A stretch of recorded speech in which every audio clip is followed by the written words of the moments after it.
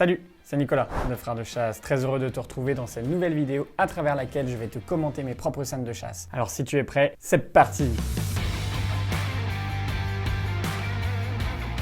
3 informations à te transmettre avant de commencer. La première, c'est que si toi aussi tu souhaites devenir membre de Frères de Chasse, n'hésite pas à nous envoyer un mail à frèresdechasse@gmail.com. On t'enverra toutes les informations. La deuxième chose, c'est de t'abonner à la chaîne de Frères de Chasse. C'est super important, donc pense à le faire, à la liker et bien évidemment, si tu l'as aimé, à la commenter. Et enfin, je vais te parler du sponsor de cette vidéo qui est Olight. Olight est ultra reconnu par rapport à la qualité de ses lampes torches. Que ce soit pour des lampes de chasse, des lampes tactiques, pour le camping ou encore des frontales. Si tu as envie d'avoir une lampe, va directement sur le site d'Olight. Ils ont d'ailleurs sorti une nouveauté, la Warrior X4. Il s'agit d'une lampe puissante car elle fait 2600 lumens et éclaire jusqu'à 630 mètres. Elle est très ergonomique, plutôt jolie, très simple d'utilisation et j'adore le bouton surdimensionné à l'arrière de la lampe qui te permet de l'utiliser même ganté. Elle est également utilisée avec un clip ceinture, ce qui te permet de l'emmener partout et de l'utiliser rapidement. De plus, elle se recharge et ça c'est top parce que j'ai toujours une batterie externe dans mon sac de chasse. Pour terminer, il faut que tu saches que cette lampe est étanche, qu'elle est très résistante car elle est faite à base d'aluminium de qualité aérospatiale. Oui, rien que ça. Bref, tu l'as compris, c'est un super produit. En plus de ça, ça peut être une excellente idée cadeau. En tout cas, un grand merci à Olight pour leur soutien et la confiance qu'ils apportent à la chaîne. C'est parti, on attaque avec cette première action. Très rapidement, on est tombé sur ce brocard. Donc là, je zoome. Et là, l'action est incroyable. J'avais une vue magnifique.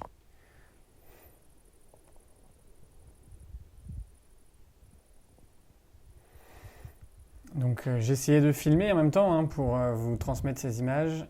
Hop, le brocard se tourne et il avance en direction de Yanaël. J'étais comme un dingue. Et le chevreuil qui arrive. Là, je pense qu'ils sont à moins de 5 mètres, facile. Donc il se baisse. Et le chevreuil continue à avancer. Mais moi, j'étais comme un dingue. L'action, elle est folle. Et Yannou me racontait que du coup, quand le chevreuil baissait sa tête, c'est là où il l'a vraiment bien vu. Oh là là, il tourne la tête, là il pourrait mettre sa flèche. Alors pour son excuse, pour Yannou, pour l'excuser, il voyait mal l'animal et il n'est pas spécialement habitué à chasser à l'arc dans les vignes. Moi, ça m'a semblé une éternité. Alors j'ai 6 minutes de vidéo en tout. Je ne vous ai pas tout mis pour que vous puissiez rester sur cette vidéo. On voit que le vent a tourné. On a un vent qui vient de notre droite désormais. Et là, le chevreuil voit ses pieds, le voit avancer.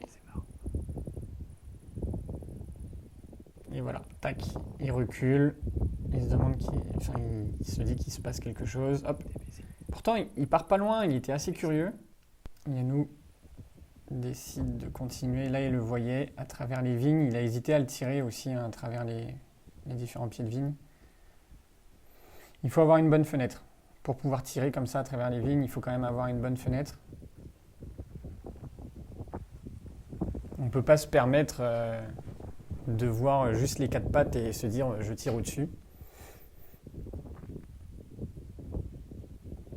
Ah, il était frustré. Surtout après quand il a vu la vidéo. T'inquiète, Yannou, t'en auras d'autres. Donc là, le chevreuil le voit, je pense, il voit quelque chose avancer à travers les vignes. Hop, le petit coup de tête. Et voilà. Bon, là, c'est grillé, mais la curiosité du chevreuil est un atout, mais c'est aussi des fois un défaut. On sent, il est tendu, il est stressé. C'était un jeune brocard. Et voilà, il part et il passe dans le rang de vigne. On est une petite frayeur. Quelle action de folie. C'était vraiment top et comme je le dis, alors oui, j'aime chasser, j'adore chasser à l'arc, mais vivre en tant que guide, entre guillemets, et pouvoir filmer cette action, c'est pour moi des sentiments qui sont tout aussi forts. On continue avec une nouvelle scène, avec encore une fois Yanaël avec nous. L'action, elle est dingue.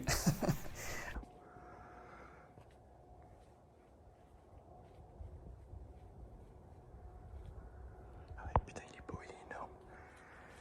Prends ton temps. Attends,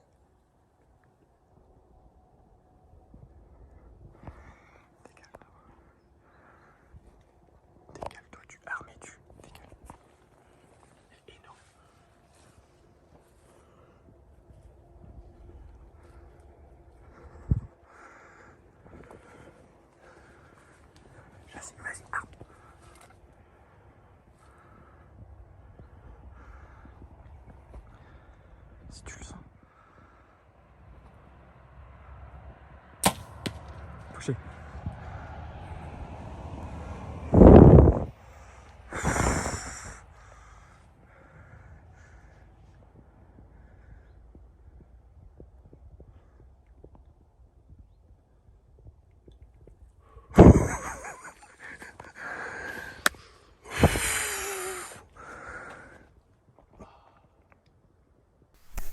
Et voilà, encore une action de folie à l'arc. J'étais comme un fou. Je crois que j'ai des scènes de notre réaction juste après.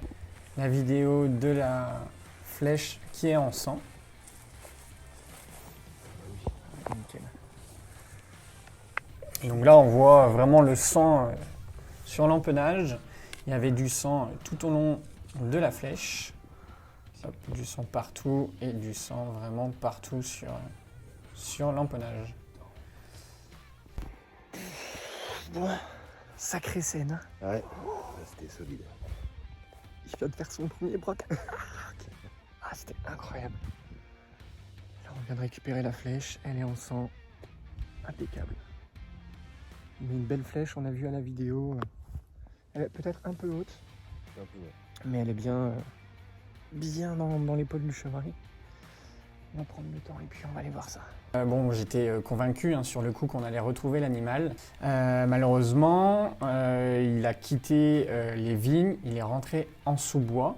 On a du coup quelques gouttes de sang qui rentrent dans le sous-bois. On n'a pas voulu forcer, on a fait appel à un chien de sang pour pouvoir retrouver l'animal.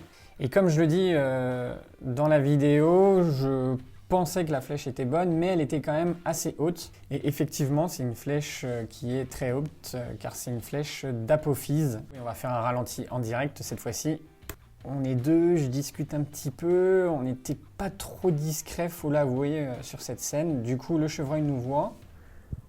Du moins, il se doute qu'il y a quelque chose de bizarre pas très loin. Il accélère, il passe à travers, et là je lui dis, vas-y, arme, parce qu'il va passer à travers les rangs de vigne. Et je lui dis, si tu le sens. Tac, et il lâche sa flèche. Alors on l'entend bien, je vous mets tout de suite le ralenti. Hop. On l'entend bien prendre la flèche. On voit l'animal bien prendre la flèche. La flèche traverse l'animal et se plante juste derrière. Mais on a dû faire une recherche au sang et elle n'a rien donné. Alors, on a retrouvé l'animal. On a vu où il est passé, on a fait une recherche de plus d'1 heure sur l'animal. Mais ensuite, l'animal est sorti du bois. Je vous mets une vue en satellite. Il est sorti du bois et on l'a aperçu au loin, à plus de 250 mètres. Il courait, il était très bien. Bon, ça lui a juste fait une piqûre, si je puis dire, au niveau du haut du cou. Comme quoi, il ne faut pas vendre la peau du chevreuil avant de l'avoir tué. Alors oui, grâce à la vidéo, on a vu que la flèche était un peu haute. Et j'espère le retrouver l'année prochaine, car elle est vraiment jolie. Allez, scène suivante. Alors là, il s'agit d'une nouvelle scène à l'approche, et on la commente juste après.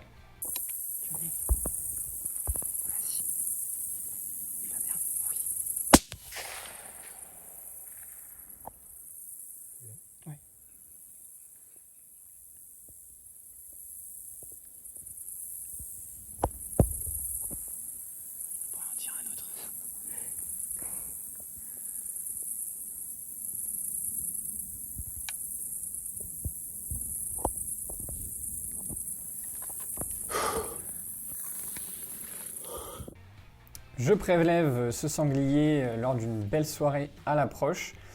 Donc ça faisait plus de 5 minutes que les sangliers étaient là. Je les ai laissés s'approcher. Paf! Et j'effectue un tir parfait avec ma 308.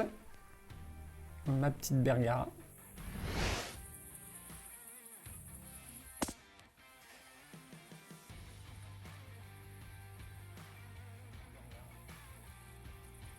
Les sangliers, grâce au silencieux, ne partent pas spécialement très loin. J'aurais même pu en tirer un second. Même si la qualité n'est pas bonne, c'était juste pour vous montrer que j'étais à bon vent. Le sanglier lève son groin comme ça pour pouvoir sentir un petit peu. Et j'ai pris mon temps. Alors on peut être excité, franchement, il y avait des sangliers partout. Il y en avait 6-7 je crois.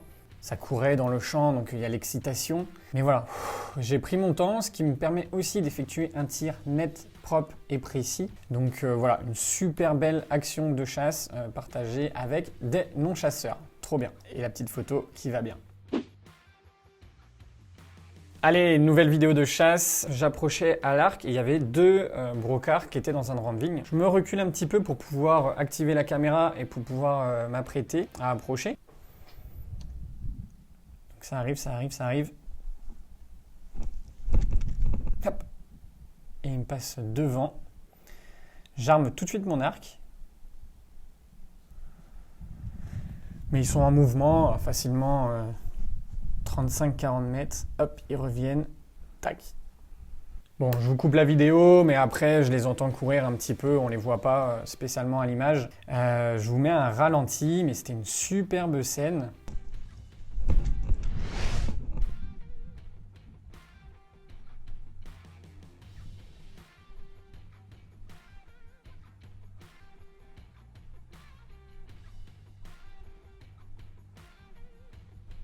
Allez, nouvelle vidéo, hop, c'est parti. Toujours à l'arc, toujours dans les vignes, toujours à la quête des chevreuils, hop. Donc là, j'en vois un passer, désolé pour le cadrage.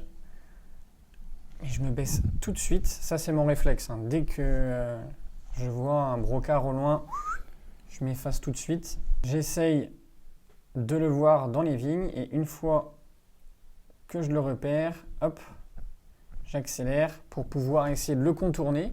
Vu qu'il était assez loin, je me suis dit que j'allais prendre plusieurs rangs de vignes et le prendre directement dans sa perpendiculaire en essayant d'anticiper au maximum.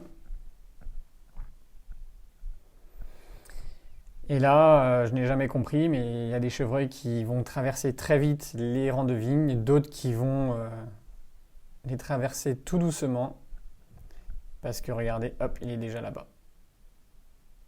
Et lui, il traçait. Je pense que là, c'est un animal qui voulait rentrer au bois pour X raisons. Du coup, je suis obligé de redescendre tout le rang de vigne, d'essayer de reprendre sur la droite, de le traverser, de le dépasser, et pour pouvoir reprendre un rang perpendiculaire. Bon, je vous coupe la vidéo parce qu'au final, il repassera, il me fera le même coup. J'arrive un peu trop tard sur lui. Voilà, j'espère que la vidéo t'a plu. Franchement, abonne-toi à la chaîne de Frères de Chasse, c'est super important pour nous. N'hésite pas à mettre un commentaire, on répond à tout le monde. Et bien évidemment, tu peux t'abonner à nos différents réseaux sociaux, Facebook, Instagram, YouTube et TikTok. Je te dis à très vite pour une nouvelle vidéo.